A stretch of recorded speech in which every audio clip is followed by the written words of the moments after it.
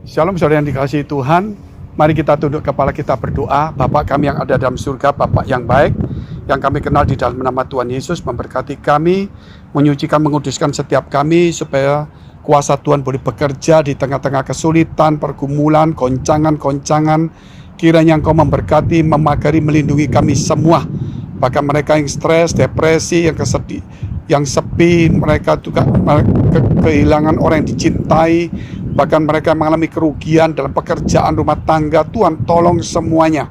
Di dalam nama Tuhan Yesus, kami juga berdoa mereka yang sakit, Tuhan sembuhkan dia. Haleluya.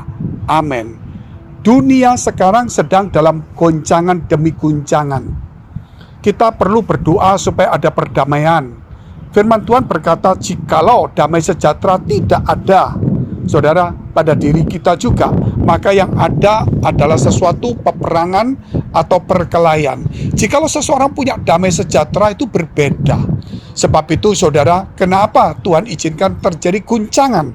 Supaya yang tidak terguncang, yaitu saudara, hidup kita yang percaya Tuhan, yang bersandar, yang imannya kuat, teguh, tidak terguncang, dia akan menerima pujian dan berkat dari Tuhan.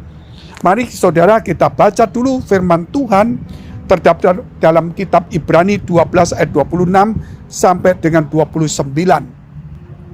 Waktu itu suaranya Tuhan menggoncangkan bumi, tetapi sekarang ia memberikan janji, satu kali lagi aku akan menggoncangkan bukan hanya bumi saja, melainkan langit juga. Ungkapan satu kali lagi menunjukkan kepada perubahan pada apa yang dapat diguncangkan, karena ia dijadikan supaya tinggal tetap apa yang tidak terguncangkan. Jadi saudara akan ada alami guncangan, supaya yang tidak terguncang itulah yang datang dari Tuhan. Sehingga inilah satu ujian bagi kita. Apakah iman kita ini ikut dunia yang mudah terguncang, atau iman kita tetap ada di dalam firman Allah. Karena firman Allah itu memberikan kepada kita iman. Sebab itu kalau kita tidak membaca firman Tuhan, iman kita akan goncang. Apalagi kalau kita melihat dunia dengan berita-berita yang menggoncangkan, tanpa kita membaca firman, itu akan terguncang juga. Melihat situasi dengan harga-harga yang naik, listrik yang naik, semua yang naik, itu juga akan membuat guncangan demi guncangan. Sebab itu saudara, lihat firman Allah, lihat pemeliharaan Tuhan yang dari dulu sampai sekarang Tuhan tetap memelihara kita. Kita lihat dengan situasi yang sulit seperti ini, tetaplah percaya kepada Tuhan. Hal yang kedua kita akan lihat dikatakan, jadi karena kita menerima kerajaan yang tidak terguncangkan, marilah kita mengucap syukur dan beribadah kepada Allah menurut cara yang berkenan kepadanya dengan hormat dan takut akan Tuhan. Dari sinilah saudara perlu kita beribadah, kita perlu bersekutu, kita tetap perlu berdoa dan berjaga-jaga. Kita harus ada respek kepada Tuhan, rasa takut kepada Tuhan, supaya kekristenan kita jangan cuma satu rutinitas, tetapi ada sesuatu hubungan yang akrab antara anak dan bapak, karena kita telah diadopsi menjadi anak oleh Allah. Saudara, mungkin iman kita akan melihat, oh, saya kan tidak melihat sesuatu dari Tuhan, walaupun firman-Nya menjanjikan, tapi saya tidak melihat sesuatu. Sama seperti anak kecil, saudara, ketika anak kecil itu bermain layang-layang dan situasi mendung seperti sekarang ini, maka papanya berkata, cepat masuk nak, cepat masuk. Tapi anak itu berkata, "Pa, tunggu dulu." Gitu. Ada layang-layang, papanya lihat keluar, mana layang-layang? Aku tidak lihat karena mendung, saudara. Layang-layang itu di balik mendung itu.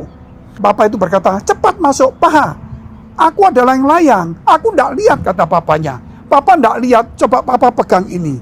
Akhirnya papa itu pegang tali daripada layang-layang. Kemudian papa berkata, "Aku tidak melihatnya, tapi aku merasakannya." Sebab itu papanya kemudian membantu.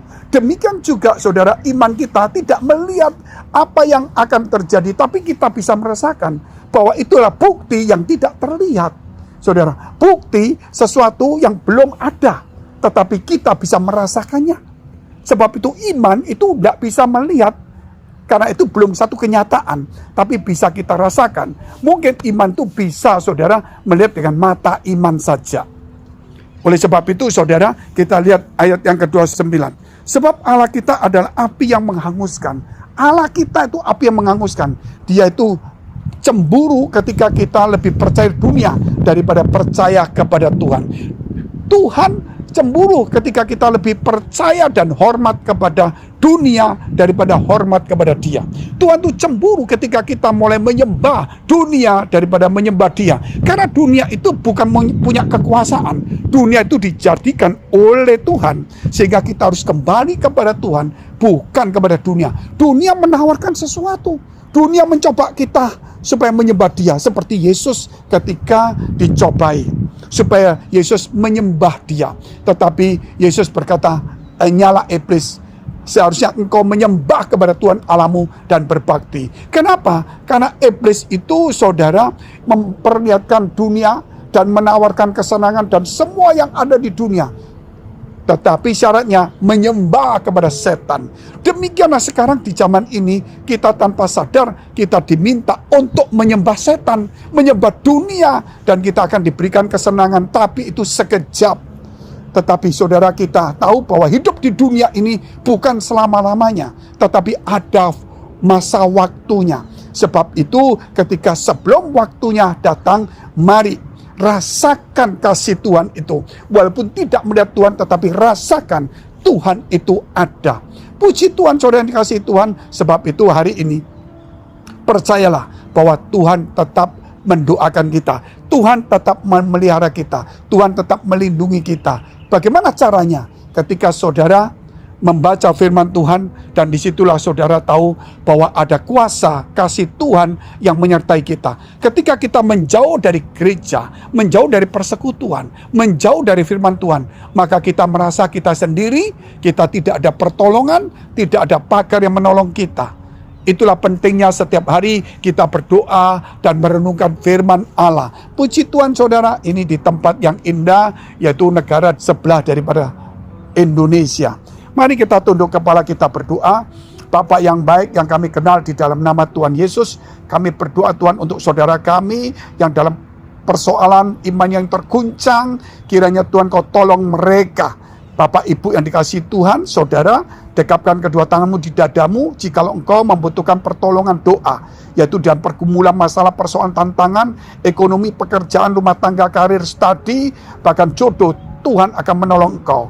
Bahkan yang sakit, tumpangkan tangan bagian sakit. Di dalam nama Yesus, jadilah sembuh, jadilah pulih, jadilah kuat. Dalam nama Yesus. Haleluya. Amin. Jika saudara masih membutuhkan pelayanan doa dan konseling, silakan hubungi nomor tertera yang ada di bawah. Tuhan Yesus memberkati. God bless.